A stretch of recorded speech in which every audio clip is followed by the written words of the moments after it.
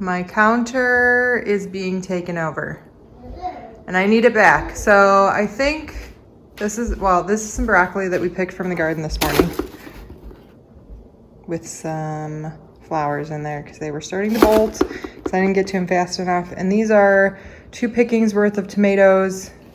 This one's got a little hole in it and I hope there isn't a friend in there.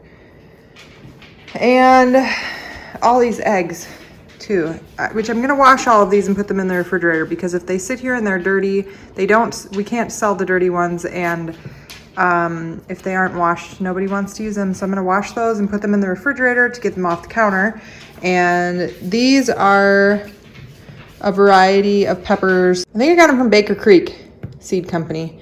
They're called Nadapeños, so they are flavored like jalapenos, but they don't have the heat. So I'm gonna use these and some of these tomatoes to make salsa and get that canned up. And we've got to blanch and freeze the broccoli so that it gets out of my basket. And I'm contemplating going and buying some calcium lime, or cal lime, which is calcium hydroxide, I think. Anyways, it's a food grade cal lime that you mix with water and you can water glass your eggs. So it makes them shelf stable at room temperature. They sit in this liquid mixture and they'll be good for a year plus. So when our chickens stop laying in the winter, we'll have eggs. So I think I'm going to try that, go through, but I have to I have to find a source for the cal lime and get that purchased so that I can get these in buckets instead of on my counter. Let's see what we can get done today.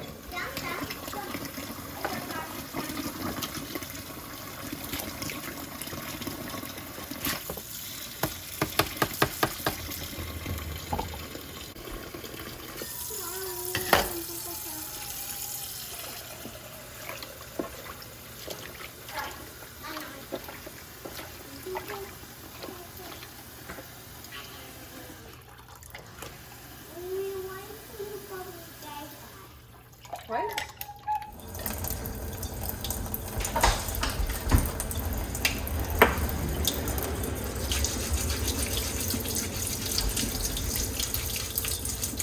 There's nothing wrong with the egg on the inside of this shell.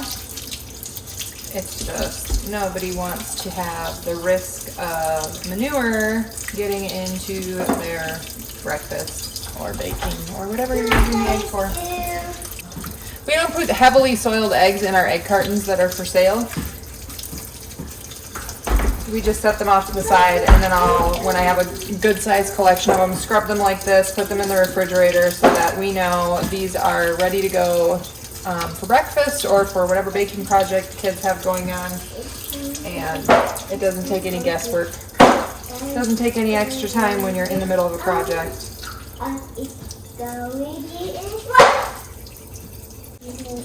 You just want to make sure if you are washing your eggs, scrubbing the bloom off of them, which is the natural protectant that is on the egg by the chicken, that you are refrigerating them after you've washed the bloom off, because otherwise they are not shelf stable anymore. Which is the benefit of not washing your eggs, is that if you don't have a ton of refrigerator space, you can leave them out on the counter and they will not go bad on you. But once you've washed that bloom off, it's no longer coating the egg, then they have to be refrigerated. And you should wash your eggs before you use them, regardless of if they're clean or dirty like these are.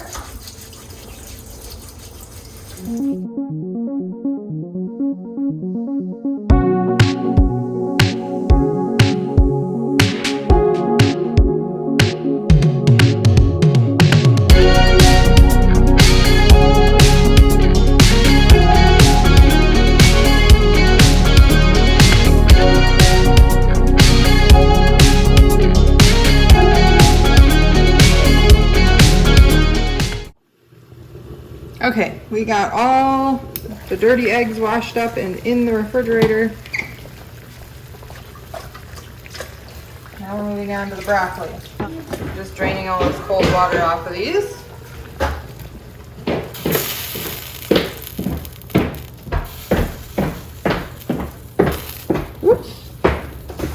Why are you so clumpy, Clompertons? I'm just pushing these into the water. My pot is a little bit small for my project, but that's all right. We make do with what we have, and it doesn't take hardly anything for these to get bright green. And then pull them out of the hot water into the cold again. I'll be right with you. Woo. Real life in here.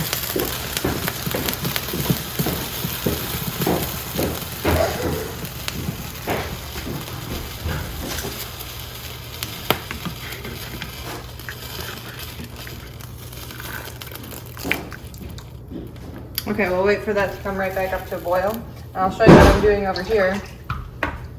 Spin the camera around. Is I'm just dunking these in the cold water, spreading them out, and then I'll put them back in the strainer to get the excess water off of them, and we'll put them in a freezer bag.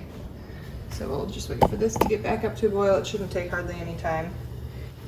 There we go.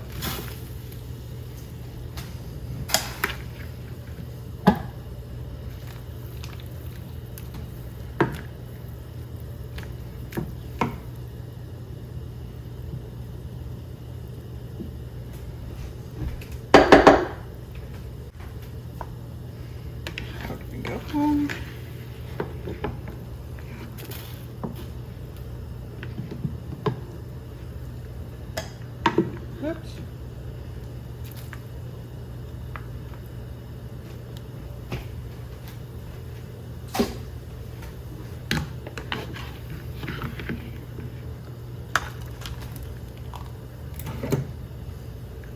That's that. Okay, we are moving on to the tomatoes. And what I've decided is I have an awful lot of tomato sauce still downstairs from last season. So we're gonna try and work through that, and instead of doing sauce, I was gonna give this salsa a try. And we might add a pepper or two from our garden. But this is the 6 pounds of tomatoes that we need per the directions. And I was going to try and cheat and see if I could use my food mill and the salsa screen to see if I could go that route. But Greg thinks that the skins are gonna come through it. So we're gonna go with what the directions say, and we're gonna do the regular, boil the water and dip your tomatoes in there and scald them so that the peels slip off, and then dice the tomatoes, and we'll do that process. So that's what we're gonna work on right now. I've got my water working on getting up to a boil, getting closer. And I think I'm gonna cut up some of these. I think I'll leave one for the salsa, and well, probably one big one for the salsa and one for dinner. And I think the rest of them I'm just going to cut into strips and freeze. So I'll start doing that.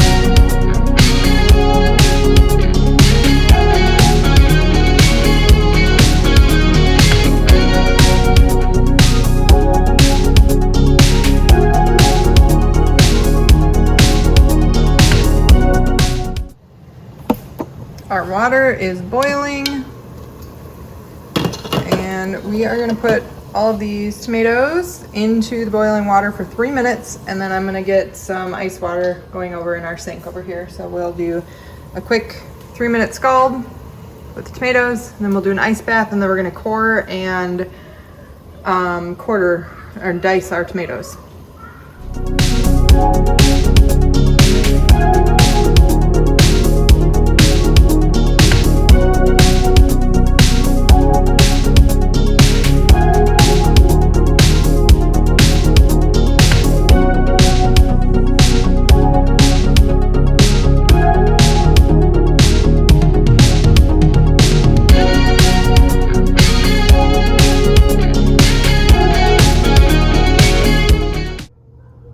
This looks delicious. I don't care if it's not really 100% homemade salsa, because we are using a Mrs. Wages mild salsa sauce packet. This looks awesome. These are all our tomatoes. It's our pepper in there. I added the half a cup of vinegar that it told me to add, and the juices that were left in the bowl after I had diced all of our tomatoes, and I've got my canner getting ready, getting warmed up. I've got a few jars in here, but I think I might have to add one more. I'm not sure. We'll see how it goes. I think we should be all right with, I think I put 4 or 5 in there. Okay, bring it to a boil. Reduce the heat and simmer for 10 minutes. And then technically the salsa is ready and you can eat it. We are going to can it because I have some salsa that I got from a friend. Thank you, Matt. It's delicious. In the refrigerator right now that we're using up. And so I'm gonna just put this into jars and can it. And it says the process for that is to put it into jars, leaving 1/2 inch headspace, remove any air bubbles, wipe the rim, and process the jars for 40 minutes in the canner. So we're gonna do that. My timer has gone off. It's been 10 minutes of this simmering. I just turned it off the heat. I was waiting for my water bath canner to boil, but we are at boiling, so I'm gonna start filling my jars now. We'll see how far we get with these. I might have to do more jars. I'm not sure yet. We'll see. Now we're gonna start filling these up.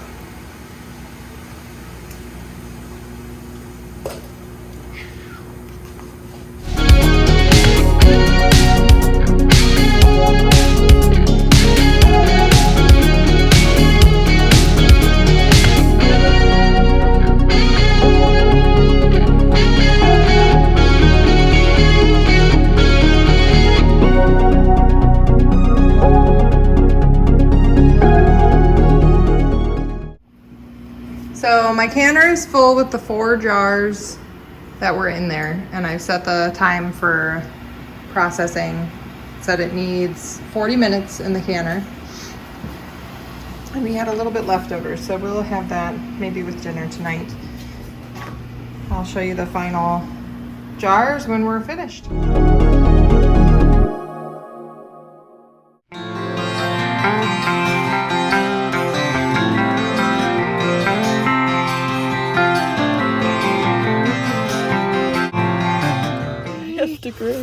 Yes, you do. Oh, that's on camera. It's eating this thing. I know. Where's it's eating head? it. The head is on this side. They're very stuck on there. Do they bite? I don't think they bite you unless you're a tomato.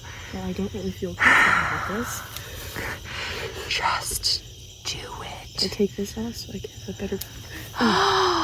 Lily, those were going to be tomatoes. It's moving. Well, it's a bug. Feed it to the cat. Feed it to the cat. I'm just kidding. Put it in the bucket. Ew! Also, there's a dragonfly chasing us. Okay, if you don't want to touch it, which I did not, you have to find something to pry it off with. I'm so afraid. I'm just going to be like this. There's really Leave it alone. Leave it alone, Lily. Leave it alone. The exit's over here. Okay, this one's too bright. Get in there. Some of this. Plummets to your death.